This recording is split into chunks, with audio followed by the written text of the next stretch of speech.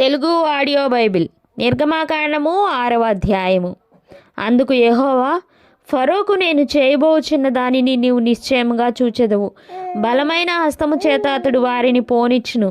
బలమైన హస్తము చేతనే అతడు తన దేశములో నుండి వారిని తోలివేయునని మోషేతో అనెను. మరియు దేవుడు మోషేతో ఇట్లనెను, నేనే యెహోవాను.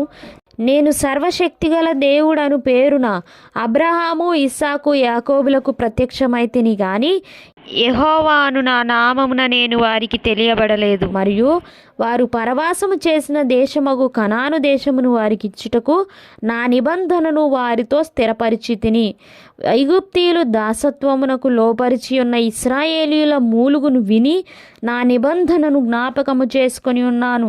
కాబట్టి నీవు ఇశ్రాయేలీయులతో ఇలాగు చెప్పుము, నేనే యెహోవాను. నేను ఐగుప్తీయులు మోయించు బరువుల క్రింద నుండి మిమ్మును వెలుపలికి రప్పించి వారి దాసత్వంలో నుండి మిమ్మును విడిపించి నా బాహు చాపి గొప్ప తీర్పులు తీర్చి మిమ్మును విడిపించి మిమ్మును నాకు ప్రజలుగా చేర్చుకొని మీ దేవుడనయ్యుందును. అప్పుడు ఐగుప్తీయుల బరువు క్రింద నుండి మిమ్మును వెలుపలికి రప్పించిన మీ దేవుడైన యెహోవాను నేనే అని మీరు తెలుసుకొందురు. నేను అబ్రహాము, ఇస్సాకు, యాకోబులకు ఇచ్చేదనని చెయ్యి ఎత్తి ప్రమాణము చేసిన దేశంలోనికి మిమ్మును రప్పించి దాని మీకు స్వాస్థ్యముగా ఇచ్చేదను. నేను యెహోవానని చెప్పుమనగా మోషే ఇశ్రాయేలీయులతో అలాగు చెప్పెను. అయితే వారు మనోవ్యాకులమును బట్టియు కఠిన దాసత్వమును బట్టియు మోషే మాట వినరైరి.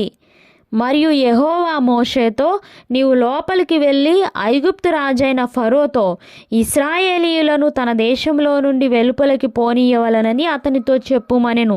అప్పుడు మోషే, చిత్తగించుము, ఇశ్రాయేలీయులే నా మాట వినలేదు. మాట మాన్యము గలవాడనగు నా మాట ఫరో ఎట్లు వినునని యెహోవా సన్నిధిని పలికెను. మరియు యెహోవా మోషే అహరోనులతో నిట్లనెను, ఇశ్రాయేలీయులను ఐగుప్తు దేశంలో నుండి తాము వెలుపలికి రప్పించు ఇశ్రాయేలీయుల యొద్దకును ఫరో యొద్దకును వెళ్ళవలనని వారికి ఆజ్ఞాపించెను. వారి పితరుల కుటుంబముల మూల పురుషులు ఎవరనగా ఇశ్రాయేలు జ్యేష్ఠ కుమారుడైన రూబేను కుమారులు హనోకు, పల్లు, హెస్రోను, కర్మి.